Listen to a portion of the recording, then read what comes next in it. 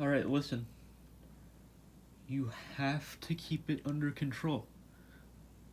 If you're just able to do that much, nothing bad should happen. Alright? Alright? Hello? What are you doing? That's not the tone we need right now. What are you doing? Are you trying to make me angry?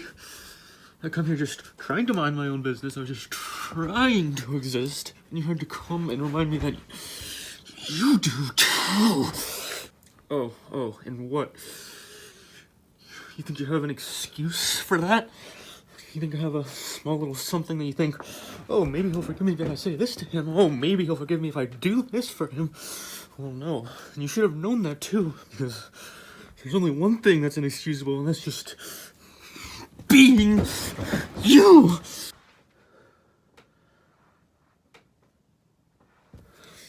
What reasons do you have for people to like you? None. What reasons do you have for people to think you're cool, or kind, or unique? None. Tell me, what are the reasons for why you deserve to be living on Earth? Zero. And you try to reason it out. You try to say, oh, well, I do this thing, and nobody else has done this thing, so I have to be special, but you realize that there are already billions of people living here, and so what? You do that one thing? Oh, wow, that's great. You can just quit life right now, and everyone will love you. That's not how it works, though. When everybody that you know is gone, there will be no one that remembers you. When you're gone, nobody will care. And after some time passes, there won't be anything left on Earth to remember you by. You'll be just as unimportant as the first time that you didn't exist. Why? Why do you exist knowing that there are only about 12 people total that actually know who you are? Never mind the fact that a whole half to all of them couldn't care less what happens to you as you try to make something out of your life that either just isn't there or isn't possible because you decide that instead of actually contributing something of value to anything or anyone, you would rather just be lazy, maybe do one single good thing that you think is valuable and then constantly have the need to brag about it and bring it up at any moment, ignoring the fact that it completely ruins the deed, that in your mind, you know that you weren't doing this thing because you were actually kind or nice. You just wanted to have a basis that you could use to be able to say that you were. And then you go back to your friends or family and talk to them about it, trying to bring it up subtly because you have a need to bring it up in some way, any way that you can. But then once you get the praise for it, you just keep running your mouth, trying to make people think that, oh, I'm being humble about it, or oh, it's just part of who I am, but not telling them the fact that your ego is the thing that's driving you. Your ego is the thing that makes you feel full, but you don't ever want to admit that, because to you, it just feels better to lie to yourself and say that you're pure-hearted, even though you know you're capable of terrible things. You know, the things that go on your mind, even the things that you are going on your mind right now, are the same things that you actually show people, that you show to your friends, because there's nothing genuine about the way that you act. There's something that you've done that you can't fully say is actually done without some sort of selfish intent, some sort of good feeling that arises. I think that you're doing something of value, not accounting for the fact that there was just one person that you helped and decided to quit, even though there are way more people out there that need help. And you can't just help one and think the effect that skips like a rock from person to person because you're not allowing anybody, and you're not allowing anyone. And please, just leave.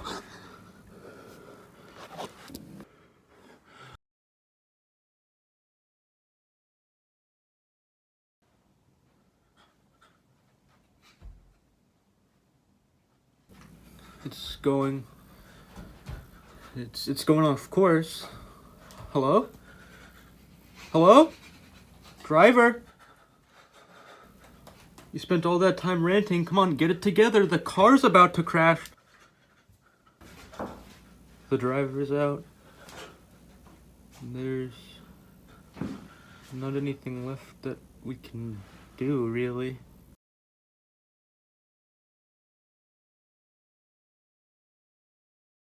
Okay, maybe you can come back just one more time.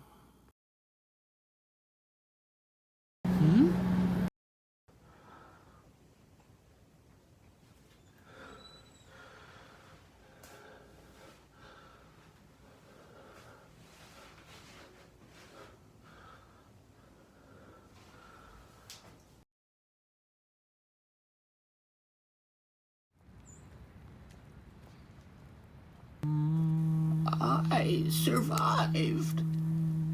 I survived. You survived. We survived.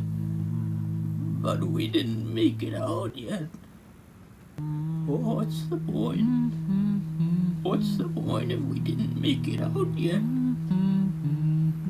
So much time spent. So much time trying to find the key to our lives. But initially, there isn't one. We're left learning, trying out new things, seeing what sticks with us, trying to make a key.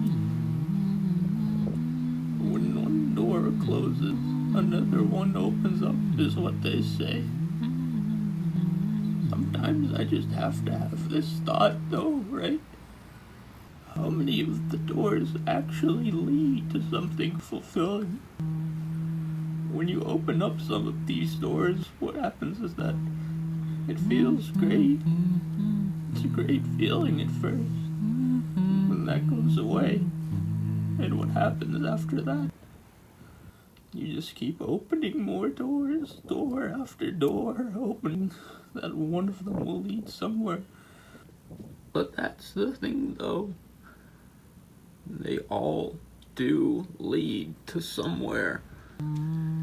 You're doing more by opening the doors than by not acting at all.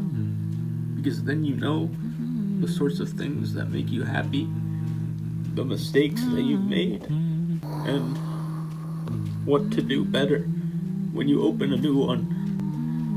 A lot of the doors do just lead you into a miserable place, but learning how to avoid that sort of thing is a start.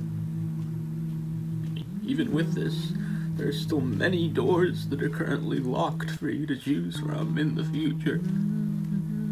Happiness, confidence, hope. With each failed door that you walk through, life tries to rob you of something. So take its notes and absorb them. That's how you find a key to your life. By looking at the ways that life might have robbed you, understanding them, and then becoming greater than them. When you overcome life robbing you, choose a new locked door and get life back the same way that it got you. When you have a handle on it, you pick a lock to make a key. I will make it out. I will make it out. You will make it out. We will make it out. Until next time.